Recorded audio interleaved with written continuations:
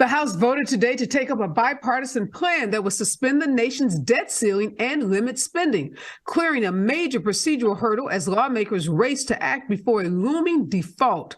With Republicans in revolt over the measure, it fell to Democrats to help clear the way for the legislation in a 241 to 187 vote that reflected a bitter GOP split over the compromise between Speaker Kevin McCarthy and President Biden.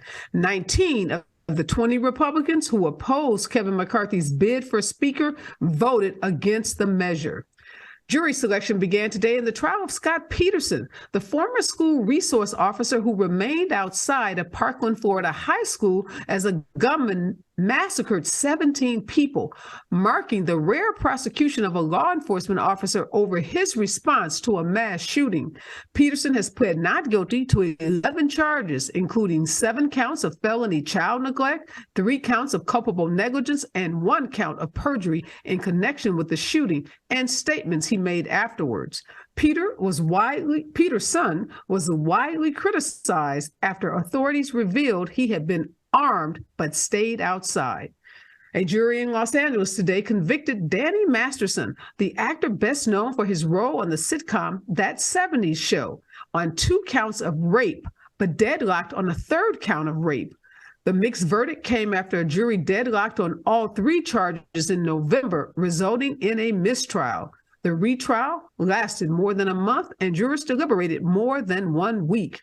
Well, former New Jersey Governor Chris Christie will enter the race for the 2024 Republican presidential nomination next week, according to a person with knowledge of his plans who spoke on the condition of anonymity, because the decision has not yet been announced publicly. Christie's planned campaign, first reported by Axios, would be his second for the presidency after he unsuccessfully sought the GOP nomination in 2016. And Christie's going to have some company because Mike Pence also plans to enter the GOP presidential race as early as June 7th with a campaign video and kickoff speech in Iowa. The former vice president, a longtime advocate of the priorities of traditional conservatives on social and economic issues, will join the race at a time when his one-time boss, former President Donald Trump, claims a majority in most national polls, and Florida Governor Ron DeSantis is in a clear second place. Well, the Supreme Court is expected to rule this month on the explicit consideration of race in college admissions, and the majority conservative bench has indicated that it is likely to rule against the practice. But a May poll conducted by the Associated Press shows that most Americans seem to largely favor affirmative action in college admissions. A lawyer for a Texas man urged the Supreme Court yesterday to let stand a lower court opinion that critics say will make it easier for domestic abusers to obtain firearms. The man is at the center of the latest Second Amendment case to reach the high court. A federal appeals court ruled in his favor in March. That court held that a federal law that bars an individual subject to a domestic violence restraining order from possessing a firearm is unconstitutional. You are listening to Areva Martin in real time, and I'm your host, Areva Martin. This is your one-stop destination for today's trending news, expert analysis, and my unfiltered opinions. Today, I am joined by 2 brilliant contributors, Dr. Michael Fauntroy. He's a professor of policy and government at George Mason University, and Katrina Robinson. She's a consultant and former Tennessee state senator. And in hour 2, it's the headline news hour. These are the stories that have people talking. Today marks the 1-week anniversary of the death of one of the world's biggest superstars, multi-award winning singer Tina Turner. Today, I go one-on-one with one of the original Ikeettes, whose friendship with the iconic Tina Turner spans more than half a century. I'm going to talk to Robbie Montgomery about what it was like touring in the early days with Ike and Tina Turner, and what is the media getting right and wrong about her career and her personal life. But before I bring on my guests, here's what I'm thinking in real time. I'm asking myself and really asking all of you, when will Black kids ever get to just be kids and not dangerous suspects? You probably have all heard the news that this 14-year-old boy was fatally shot in the back Sunday by a South Carolina convenience store owner who wrongfully accused him of shoplifting, get this, 4 bottles of water. This convenience store owner and his son chased the 14-year-old after a confrontation. Now, Rick Chow, a 58-year-old man, has been arrested and charged with murder in the death of Cyrus Carmack Belton. Cyrus entered this convenience store in Parkland Road. This is in Columbia, South Carolina. This happened around 8 o'clock Sunday night. And at some point, the teenager was believed to have stolen some water. Chow and his son got into an argument with Cyrus, who took off running, and they took off running after him. The owner was armed with a pistol, and as they chased the teenager towards a nearby apartment complex, at one point they started firing, and they hit poor Cyrus in the back, shot him in the back, and he died. Now, what's obviously the most horrific thing that can happen, a 14-year-old in a store accused of stealing some water, rather than call the police, rather than write it off with your insurance company, consider it, shortage, you chase after him with a gun, and then you fire a gun, shooting him in the back. Turns out he didn't even steal the water. And even if he had stolen the water, the punishment for stealing water should not be death by execution. This story gets worse because there was an investigation, and it was determined, and I don't know how, but very quickly determined that this shooting was not a bias-motivated incident. Now, apparently the sheriffs in this town in South Carolina conducted this investigation. Chow is Asian. Cyrus is a young Black kid. Now, how they reached this conclusion and reached it so quickly is really, really troubling, disturbing, and not very credible, in my opinion. His attorney, the attorney for Cyrus's family, is speaking out. And they said, look, this wasn't an accident. Something that we know all too often, that in the Black community, Black kids like Cyrus, 14-year-old Cyrus, are often racially profiled, often targeted, often believed to be dangerous, and often treated as if they had already committed a crime. And you have these vigilantes who take the law into their own hands and act as judge, juror, and executioner, as in this case. And he shoots and kills this teenage boy like he was shooting at an animal, like he was out hunting in the woods and shooting at an animal. I just can't even imagine, as a mother of 3, the pain that Cyrus's family, his parents are feeling, his relatives are feeling, what this community is feeling. And this happens just days after an 11-year-old kid was shot, Black kid, after he called 911. Our kids deserve to grow up, to have lives, to go to college, to get married, to have jobs, to live independently. It is too just unbelievable, too traumatic for the families and for our entire community to have to witness these senseless shootings of young Black kids. And that's what these boys are. They are kids, an 11-year-old and a 14-year-old. These are kids whose lives have been taken away just because people have these negative stereotypes. They have these entrenched, ingrained stereotypes about Black boys, about dangers that they possess, even when we know in most cases they present no danger whatsoever. So again, my heart, my prayers go out to Cyrus's family, who must be enduring the most horrific pain imaginable, and asking the question, when does this stop? When do our kids get to just be kids and not be seen as suspects? And when in this country do we start to face the gun epidemic, the race epidemic, the anti-Blackness epidemic that is claiming the lives of far too many of our kids? When we come forward, more of today's trending news and expert analysis with my contributors right here on Areva Martin in real time. Gotta stay fresh, my house shot with a rest bar, Have you visited us online for the grand opening of KBLA.store? For the best in new merch, gift ideas, books, media, and more, log on to KBLA.store. Be sure to check out our KBLA team favorites at KBLA.store today. That's KBLA.store for all the official merch on your favorite talk radio station, KBLA Talk 1580. The bounce is back.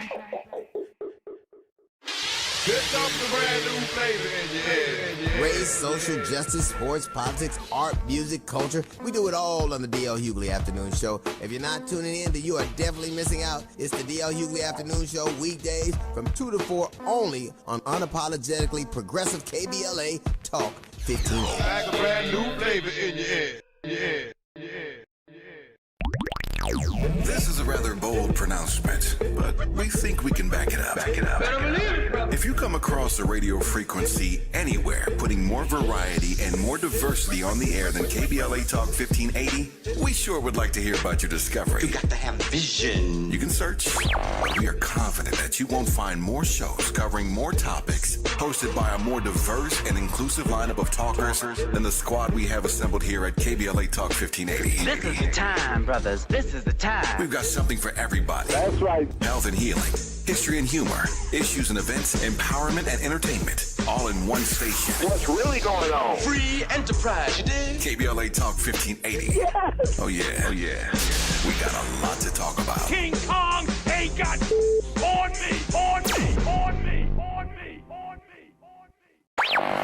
If you're not listening to Tavis Smiley weekday mornings on KBLA Talk 1580, you're missing out.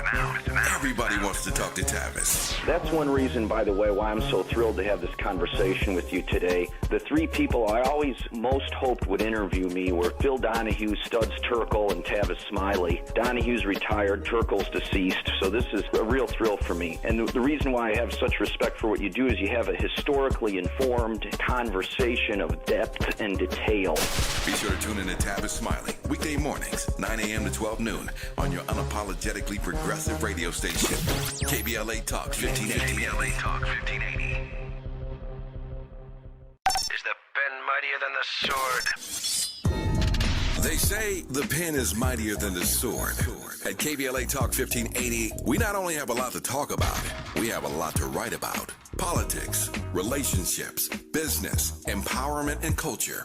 The all-star roster at KBLA Talk 1580 has you covered. That's what it's all about. Be sure to follow us on all our socials for our latest book releases, op-eds, essays, and commentaries from our hosts. And, of course, download the KBLA 1580 app as we I'm back, and I'm joined in this hour by Dr. Michael Fauntroy. He's a professor of policy and government at George Mason University, and Katrina Robinson, a consultant and former Tennessee state senator. All right, Professor, let's get into this vote that's taking place probably as we speak, if they haven't broken for recess. But the Democrats had to help clear the way for this compromise on the nation's debt ceiling, and this compromise between Kevin McCarthy and the president in this 241 to 187 vote, and this reflects this GOP split.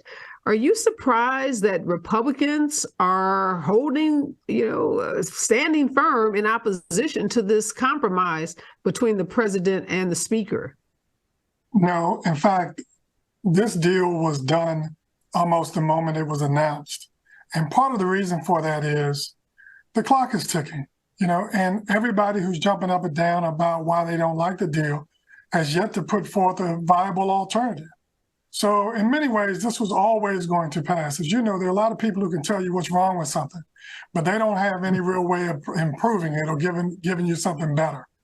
And when the Republicans started jumping up and down on the right about this, but there was still a number of other Republicans who were silent about it, I think that was a tip that there was a significant split within the party, and that those Republicans would vote with the Democrats who saw this for what it was, overall a really good deal for the Democrats, that it would work out for them.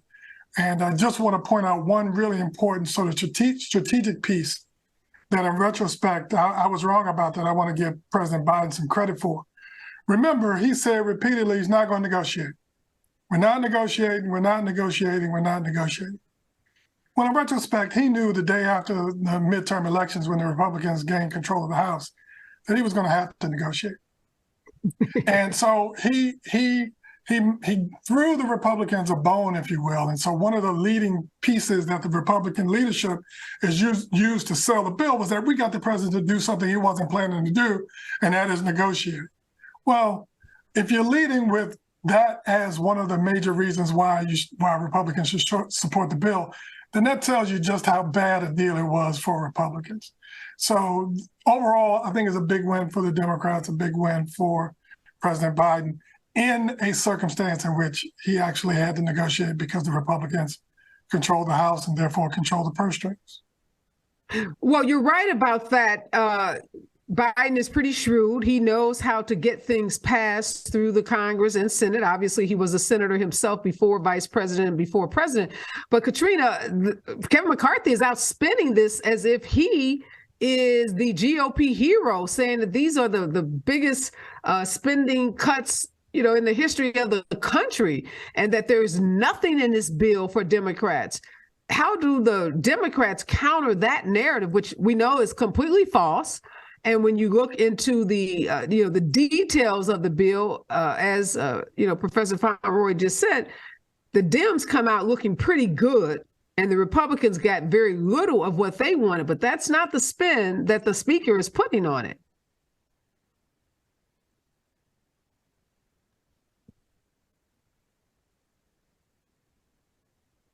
I'm sorry, I was on mute. But no, I think McCarthy has a long way to go to say he is the hero of the GOP. It's evident there is some discord in his House. I mean, we have 29 Republicans who voted against it. But when you look at the wins versus the losses for Republicans, I mean, of course, we've capped the non-defense spending, which is the thing they're most concerned about at most times. But Biden gets to say his administration came about with the deal. And here we are suspending the debt limit until 2025. So that takes us through another election. So then you have another platform to stand on. Yeah, no doubt. Biden, by all sensible people, and people who are going to read the fine details and really, take some time to understand what this compromise is, will understand that this is a win for the Dems, not the Republicans. But, Kevin McCarthy has to save face somehow. So he's out touting, saying, look, this is the biggest, cut in the deficit ever. We know it's not true. We'll see how this plays out. I want to talk about this Scott Peterson, though, Professor. Wow, we've never seen this before. You have this school resource officer who's essentially a police officer. He was armed. He's at the Parkland school, the Stormy Daniels school, when this mass shooting takes place, and he doesn't go in. He hears the gunshots. He doesn't run in.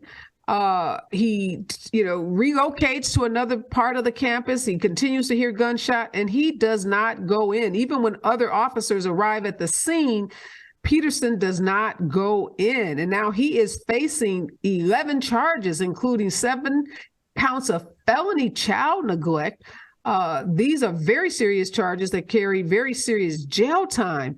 Is this going to be the future of what happens to law enforcement agencies or agents when we have these mass shootings? And they, maybe it's fear. People are calling him a coward. If you remember, Donald Trump was incredibly hard on this former school resource officer. But do you think this is the way to go? Should we be charging these officers with felonies because they don't, rush into these schools where there's a shooter, literally picking off students? So I really want to hear what you have to say about that very question, because it does raise some issues.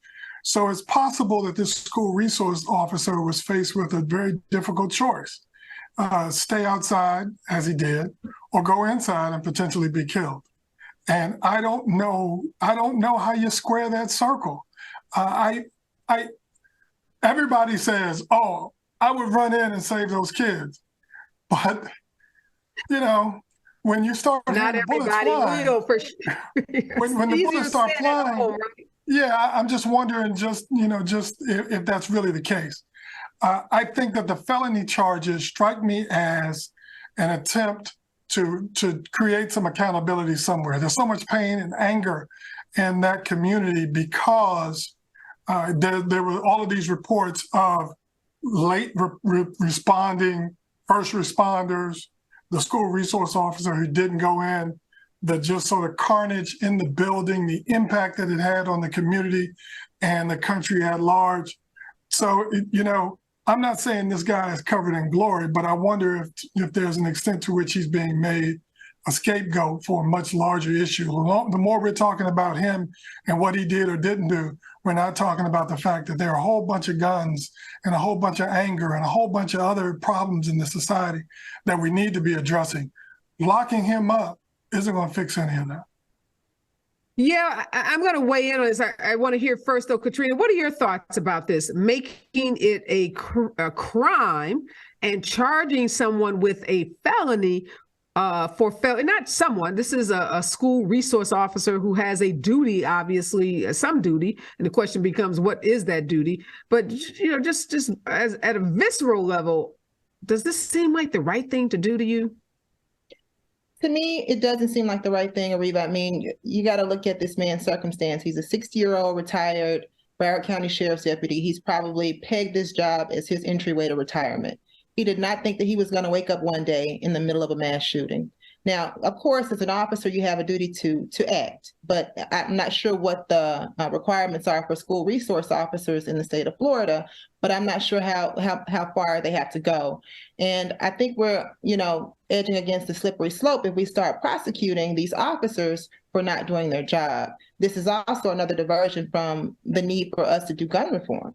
I mean, think about what happened in Nashville not too long ago here in Tennessee. We turned an assault on our children to an attack on the Black vote. And this is the same thing, another diversion. I think we need to look at how we hire these people, how we assign these people, and hold them accountable. Maybe he loses his job or loses his rights after that. But other than that, I don't think it should be a felony. Yeah, I'm going to side with both of you. Legally, this just creates so many issues. What is that duty and when is that duty breached? And like you said, Professor, there is so much pain. And I know some of these families, they are angry. They were angry that the shooter didn't get the death penalty, that he just got life in prison without parole. So there was already, there's already those feelings and anger about, that the outcome of that case. And there's so much pain when you lose students, whether they're kindergartners, first graders, or high school students. It doesn't matter. Your kids go to school and everybody expects them to be safe in their schools. And parents have a right to believe that a school resource officer is there to protect their children. But as you said, Katrina, I don't think this retired sheriff's officer or anyone that goes into school policing goes into it thinking that they're going to have to run into a building with someone with an AR-15 that is, on the loose and just randomly shooting people. Now, one of the things that Peterson said was that he could not tell how many folks were shooting, where the gunshots were coming from, and that he was trying to, from a tactical standpoint, assess the situation. Unlikely that he had the kind of training that would have even allowed him to be effective even if he entered the school. So I think, rightfully so, parents wanted action. They wanted someone to do something to try to save their children. And as a parent, again, I would have the exact same sentiment. But as a lawyer, I do worry about creating another class of criminal conduct or another class of liability, criminal liability for a police officer or school resource officer in this case. Because, is this going to extend to police officers? Police officers arrive at lots of crime scenes. What's going to be the standard now? Do they have an opportunity to assess that scene, wait for backup, or are they supposed to rush into buildings or rush into potentially dangerous situations? I think, we could be creating a massive problem. And then think about who's going to take these jobs. if you know that you could face not only, and if he had any money, which is doubtful that he does, but if he had any money, we know there'd be massive civil lawsuits. There are already civil lawsuits against the school, but he would have personal liability civilly. But then to think that you could be criminally prosecuted and spend 15 to, life in prison because you didn't act, I think that's not the solution. And I think like putting more gun detectors, metal detectors in the schools, arming the school teachers, everything in this country, rather than focusing on access to guns and dealing with our epidemic of guns. Now it's let's make Scott Peterson the example. Let's, get a criminal conviction against him.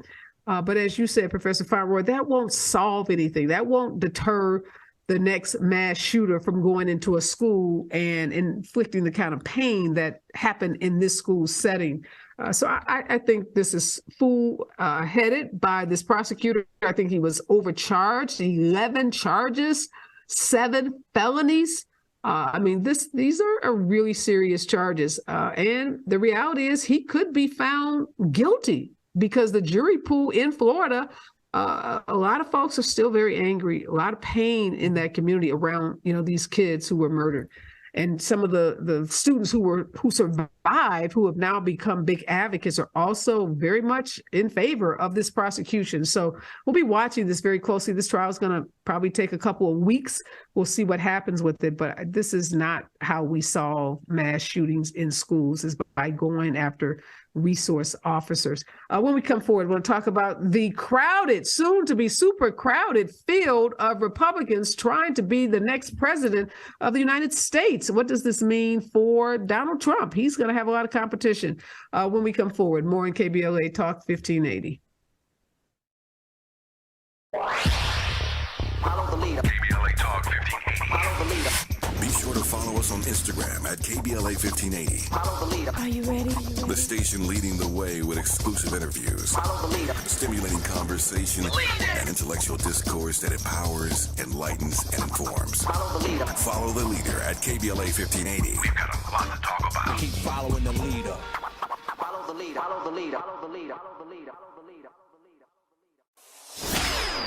Gotta stay fresh, my house shot with a rest bar. Have you visited us online for the grand opening of KBLA.store? For the best in new merch, gift ideas, books, media, and more, log on to KBLA.store. Be sure to check out our KBLA team favorites at KBLA.store today. That's KBLA.store for all the official merch on your favorite talk radio station, KBLA Talk 1580. The bounce is back. Here comes the brand new flavor in your head. Race, social justice, sports, politics, art, music, culture. We do it all on the D.L. Hughley Afternoon Show. If you're not tuning in, then you are definitely missing out. It's the D.L. Hughley Afternoon Show, weekdays from 2 to 4 only on unapologetically progressive KBLA Talk 1580. Like a brand new flavor in your head. This is a rather bold pronouncement, but we think we can back it up. If you come across a radio frequency anywhere putting more variety and more diversity on the air than KBLA Talk 1580, we sure would like to hear about your discovery. You got to have vision. You can search, but we are confident that you won't find more shows covering more topics, hosted by a more diverse and inclusive lineup of talkers than the squad we have assembled here at KBLA Talk 1580. This is the time, brothers. This is the time. We've got something for everybody. That's right. Health and healing, history and humor, issues and events, empowerment and entertainment, all in one station. What's really going on? Free enterprise, you dig? KBLA Talk 1580. Yes. Oh yeah. We got a lot to talk about. King Kong ain't got on me. If you're not listening to Tavis Smiley weekday mornings on KBLA Talk 1580, you're missing out. Everybody wants to talk to Tavis. That's one reason, by the way, why I'm so thrilled to have this conversation with you today. The 3 people I always most hoped would interview me were Phil Donahue, Studs Terkel, and Tavis Smiley. Donahue's retired, Terkel's deceased, so this is a real thrill for me. And the reason why I have such respect for what you do is you have a historically informed conversation of depth and detail. Be sure to tune Tune in to Tavis Smiley, weekday mornings, 9 a.m. to 12 noon, on your unapologetically progressive radio station, KBLA Talk 1580. KBLA Talk 1580. Is the pen mightier than the sword? They say the pen is mightier than the sword. At KBLA Talk 1580, we not only have a lot to talk about, we have a lot to write about. Politics, relationships, business, empowerment, and culture. The all-star roster at KBLA Talk 1580 has you covered. That's what it's all about. Be sure to follow us on all our socials for our latest book releases, op-eds, essays, and commentaries from our hosts. And, of course, download the KBLA 1580 app as we strive to remain your most trusted, credible, and reliable source for the issues you care about. This is unapologetically progressive. KBLA Talk 1580. What up, baby?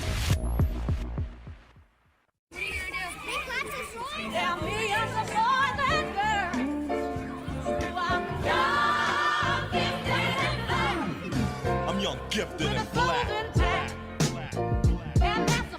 At KBLA Talk 1580, we do more than just talk. Hey there, I'm Jared Hill, president of the National Association of Black Journalists of Los Angeles, and I just want to say thank you for the benevolent $10,000 donation in scholarships for the next generation of black journalists. And I'm Haywood Galbraith, photojournalist and founder of the Minority Photojournalism Institute. Thanks, KBLA, for your generous $10,000 scholarship gift to help us train the next generation of black photojournalists. Congratulations to all the students who will benefit from the scholarship dollars raised at our Black History Month luncheon, honoring black legends in LA media. When we come forward at KBLA Talk 1580, we're bringing everybody with us. Everybody with us. Everybody with us. Everybody with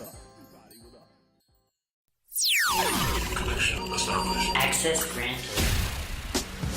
In a survey conducted by the public opinion research firm Eviderus, KBLA Talk 1580 consistently emerged as the station of choice for black audiences in the Los Angeles media market and beyond. The survey also revealed that the vast majority of black audiences are concerned about the lack of black-owned media and are more likely to listen to talk radio that focuses on issues that impact the black community. For some reason, the other talk stations haven't quite figured that out. If you think about KFI, well, KFI only has like a 3% black listenership. 3%. So there's a good 97% out there to support a station like KBLA. At KBLA Talk 1580, we've got your black. Your black. Your black.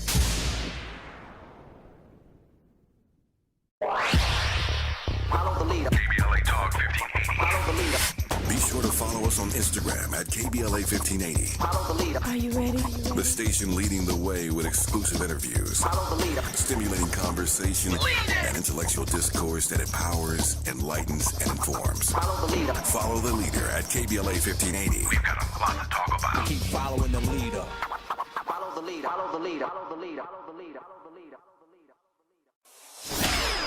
Gotta stay fresh, my house shot with a rest bar. Shot with a rest bar. Shot with a rest bar. Have you visited us online for the grand opening of I'm back, and in this hour, I'm joined by Katrina Robinson, a consultant and former Tennessee State Senator, and Dr. Michael Fauntroy, professor at George Mason University. And in hour two, I go one-on-one with Robbie Montgomery. She is one of the original Ikeettes.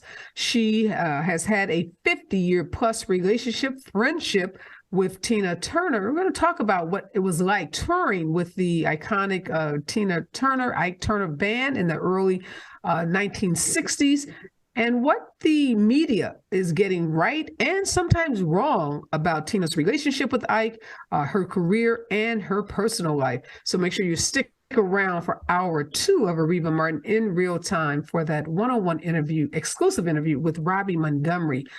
All right, Katrina, this GOP race for president is getting awful crowded. No one seems to be deterred by the fact that Donald Trump seems to be the almost incumbent in many ways and has such a clear and large advantage over the others who are in the race, like DeSantis, like Nikki Haley, like Tim Scott. That's not stopping Christie or Mike Pence from saying, hey, we are throwing our hats into this ring as well. What do you make of I guess Donald Trump not being able to clear the field as some elected officials are able to do when they have such a commanding lead?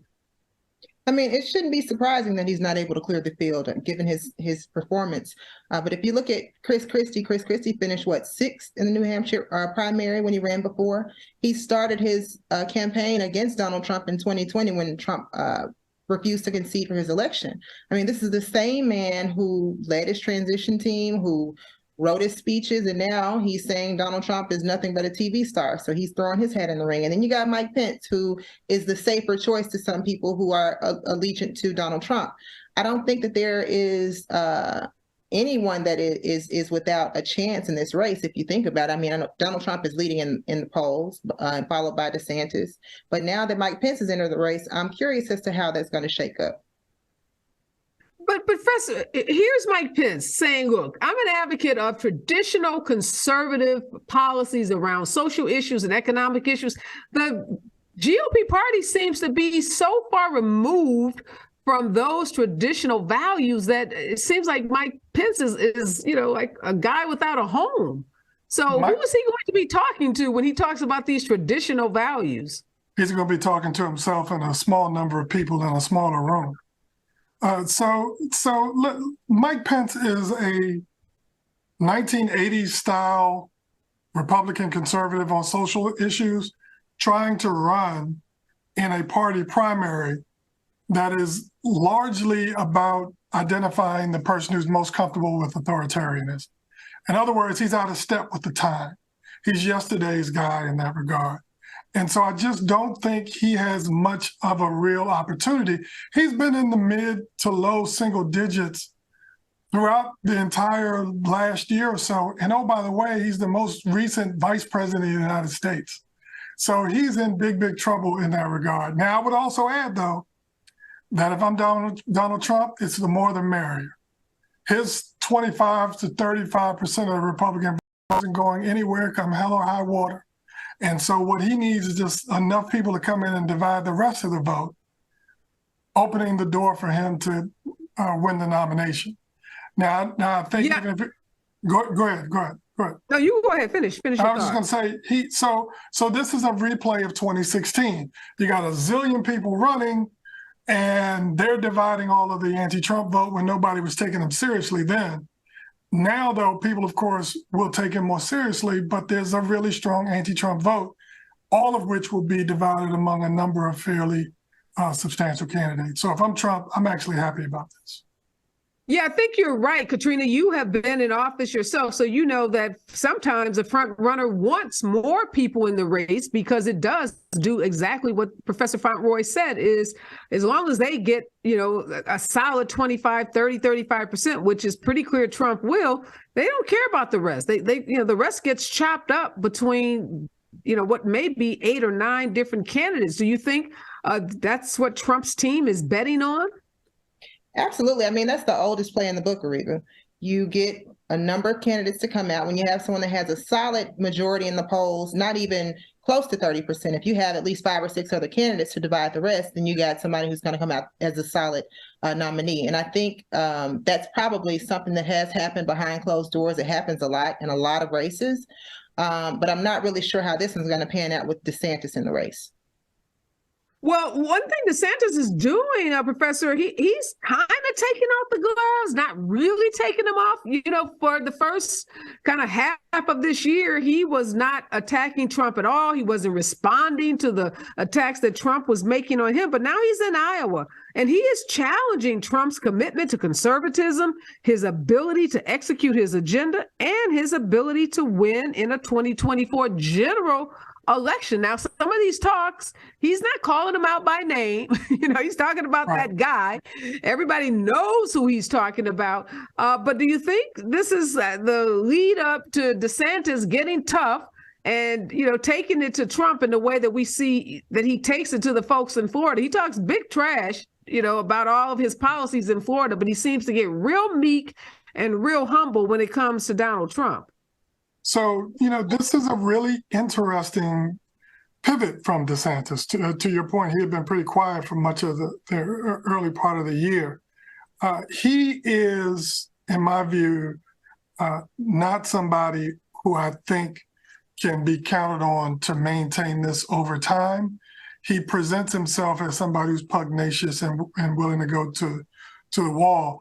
But I think he might have a bit of a soft chin because he's never really been tested the way Donald Trump is likely to test him. Now, at the same time, though, it really is important to point out a big difference between 2016 and 2024. In 2016, Donald Trump can say all this crazy stuff and didn't have to worry about defending a record.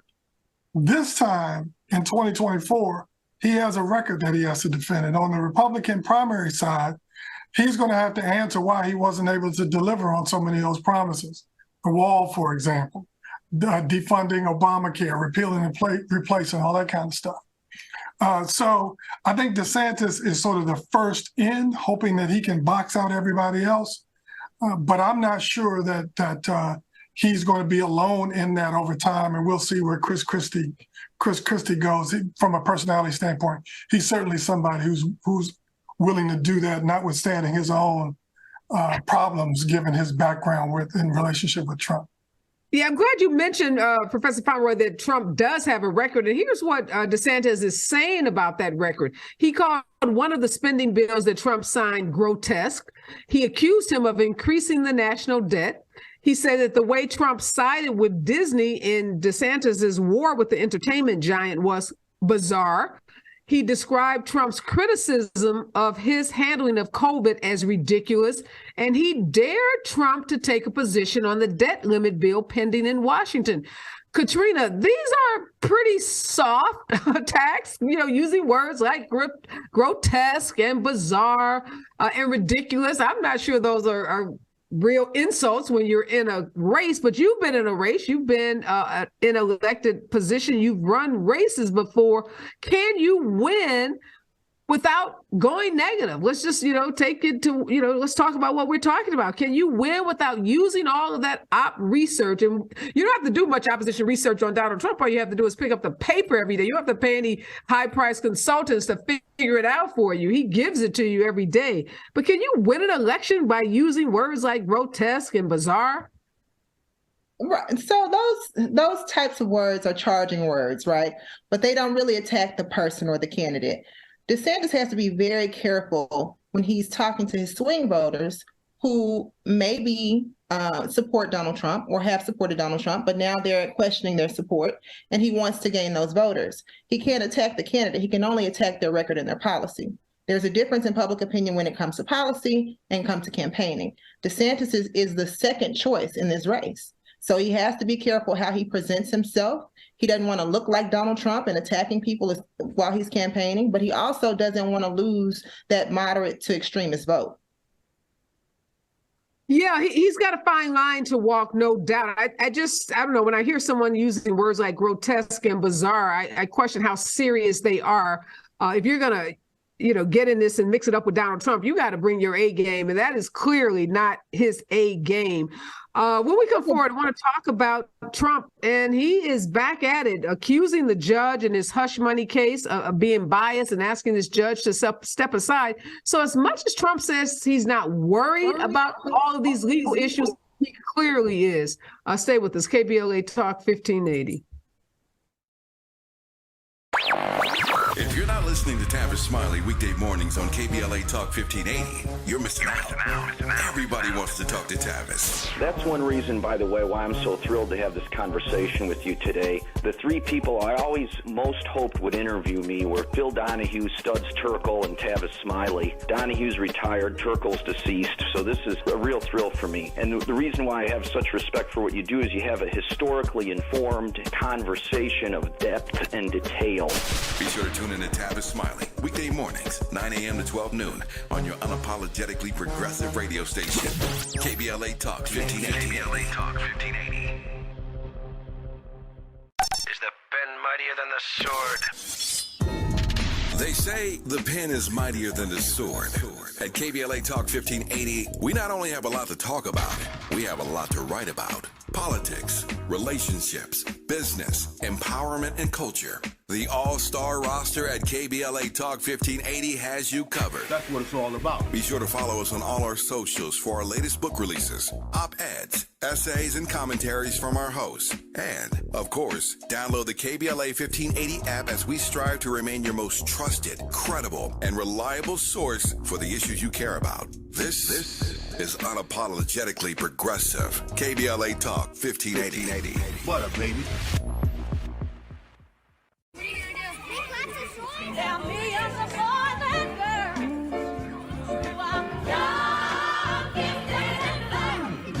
I'm young, gifted, and black. At KBLA Talk 1580, we do more than just talk. Hey there, I'm Jared Hill, president of the National Association of Black Journalists of Los Angeles, and I just want to say thank you for the benevolent $10,000 donation and scholarships for the next generation of black journalists. And I'm Haywood Galbraith, photojournalist and founder of the Minority Photojournalism Institute. Thanks, KBLA, for your generous $10,000 scholarship gift to help us train the next generation of black photojournalists. Congratulations to all the students who will benefit from the scholarship dollars raised at our Black History Month luncheon, honoring black legends in LA media. When we come forward at KBLA Talk 1580, we're bringing everybody with us. Everybody with us. Everybody with us. Everybody with us. Connection established. Access granted. In a survey conducted by the public opinion research firm Eviderus, KBLA Talk 1580 consistently emerged as the station of choice for black audiences in the Los Angeles media market and beyond. The survey also revealed that the vast majority of black audiences are concerned about the lack of black-owned media and are more likely to listen to talk radio that focuses on issues that impact the black community. For some reason, the other talk stations haven't quite figured that out. If you think about KFI, well, KFI only has like a 3% black listenership. 3%. So there's a good 97% out there to support a station like KBLA. At KBLA Talk 1580, we've got your black. Your black. Your black. All right, Professor Fauntroy, Trump talks a lot of big talk about not being worried about these legal cases that are pending against him, both the civil cases and the criminal cases. But yet his lawyers keep filing motions trying to get cases either dismissed, changes of venue, or in the case of this criminal case pending in the Manhattan criminal courts, trying to get the judge recused, claiming that the judge has ties to Democrats and that he can't get a fair trial. How much do you think it is bothering the Trump team that their candidate, who is the front runner at this point, is going to be in a criminal trial come March of next year in the heat of the election season? He's going to have to either show up in person or the judge may let him do it by Zoom. But either way, he's got to be present in a criminal case involving these the hush money payment to Stormy Daniels. So defendant Trump, as I've heard some people refer to him, is actually in a really tough spot, obviously. But here's the reason why it's probably worse than we actually think. I don't think he really wants to be president. I think he likes the pomp and circumstance and likes the fact that as president, he can delay all this other legal stuff that's going on, right? And I think that helps explain why he's running this time. He doesn't have the energy or the interest in public policy to actually do the job, right? So now he's trying to— You don't think, Professor Fauntroy, that he likes the power of the office that comes off power? He wants to pardon all of the insurrectionists? Yeah. Oh, don't get me wrong. He loves that part of it and the pomp and circumstance and Air Force One and all that kind of stuff. But the actual doing of the work is not anything he's ever shown any real interest in. So what we're seeing now with his lawyers filing all of these motions in all of these cases is part and parcel of what he's always been about in regard to legal issues, and that is delay, distract, deny. And this is just par for the course. And by the way, his attorneys know they have a very difficult client. And at some level, I hate to be so cynical about it, they'll go for it in part because the check keeps clearing, presumably, right? And so they're serving their client. You can certainly make the case that they're serving their client. But as you know, sometimes you have clients that are really difficult to service. And this is, I think, where we are with the president. And it's going to continue because he can't help himself. Yeah, Katrina, we've never had someone in this situation, a former president who's twice impeached, who is facing a criminal trial, who is being investigated in other potential, in other criminal matters, has a civil judgment against them, has other civil cases pending against them. If you were his campaign manager, what would you be recommending he do? Because as much as, again, he tries to downplay and dismiss these legal actions and the legal jeopardy that he faces, it is very clear that this is going to be a substantial hindrance and a big thorn in his side as he tries to, stay in command of these polls. Well, first of all, Areva, I wouldn't even, I love a campaign consultant chick, okay? Don't get me wrong, but I would never take one from Donald Trump. That is a disaster waiting to happen. If I were his campaign manager, I would quit, okay? He is not going to be able to get past this. It's not going to fare well when we get to the election. Now, I don't think that the charges are going to stick as they thought they would, but I think they're a pretty hefty distraction from the election ahead. As far as advice as his campaign manager, I would just tell him to concede and drop out of the race. Okay, let's assume this is a very stubborn, as we know, client. He's not going to drop out of the race. Does he try to, dismiss it, not talk about it, or does he confront it head on and attack the judge, attack the judicial system, attack, which is, kind of the playbook for Donald Trump? I mean, as Professor said, that is his strategy. It's always been his strategy: delay, distract, and deny. That is the Donald Trump playbook. Even in his business dealings, you've seen him not do the work, as the professor said, and there's no difference in his presidential run and his presidential governance. So Donald Trump doesn't have an interest in governing the people. I think in this campaigning, he's going to have to address these issues head on as he's addressed the things that did not matter as much, but now he's got to get in front of his voters. He's got to get in front of his base and address these issues and how he's going to proceed with this election campaign. There is no way he can avoid that. Well, we know Professor Fauntroy, he already said he's likely to miss any of these debates. He doesn't deem these candidates worthy of being on the stage with him. So unlikely that we get to see him spar with any of these candidates. Maybe, when he gets a little closer, he might do one or two debates. But it's going to be interesting to see how he deflects. Some of the hardcore base, they won't care. But there are independent voters who will care that someone they are voting for could literally be convicted of a felony. Right. Just even the logistics of someone going to jail that has Secret Service, it's just... has us in uncharted territory in this country.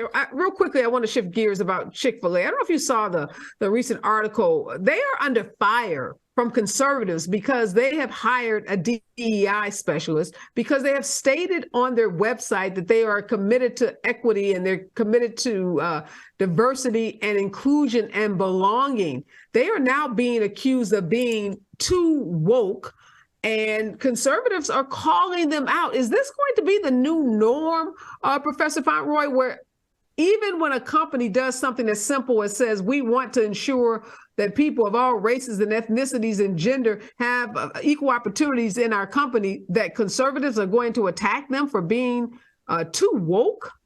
Areva, think about that. A company says, we recognize that all people are human beings and have inalienable human rights, right? And they get attacked by the right wing. That's where we are. There are states across the country that are moving on DEI. We have a Supreme Court decision that's coming up, likely to be released next week. As you know, the Supreme Court goes into recess next month, early next month. And so that's part and parcel where we are.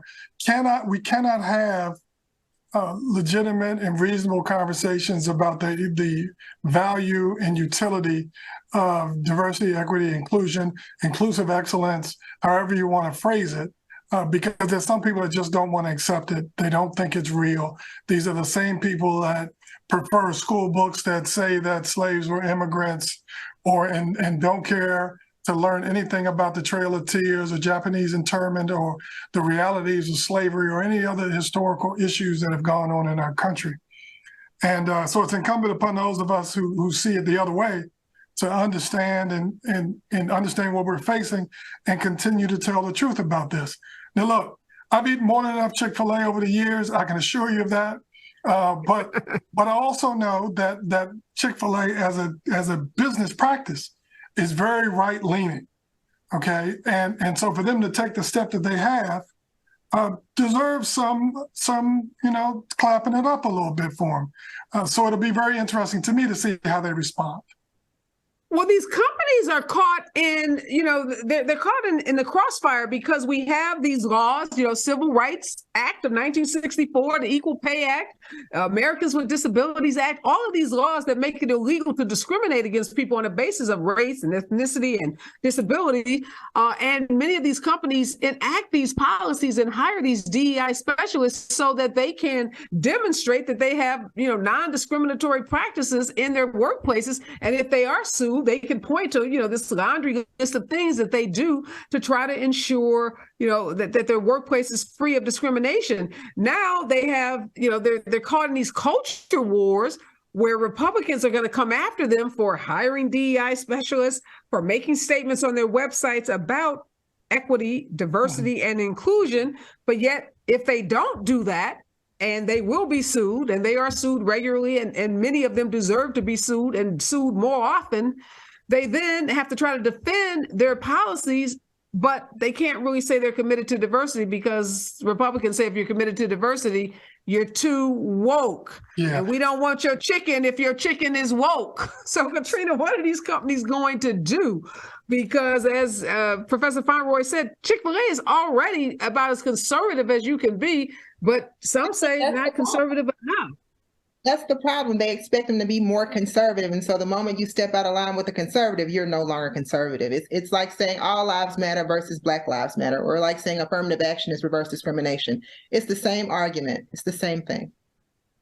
Yeah, it puts these companies in the crosshair. And for some, it could cost them millions and millions of dollars because that kind of bad publicity we've seen it happen time and time again can be detrimental to their bottom line. Wow. Okay, we are out of time. Thank you so much, Professor Fauntroy. Thank you so much, Katrina Robinson. Always a pleasure to see both of you. Don't go anywhere. In my second hour, I am going one-on-one with Robbie Montgomery, an original ICAT, to talk about her 50-year-plus relationship and friendship with the iconic Tina Turner, right here on KBLA Talk 1580. Here comes the brand new flavor in your head. Race, social justice, sports, politics, art, music, culture. We do it all on the D.L. Hughley Afternoon Show. If you're not tuning in, then you are definitely missing out. It's the D.L. Hughley Afternoon Show, weekdays from 2 to 4 only on unapologetically progressive KBLA Talk 1580. Like a brand new flavor in your head.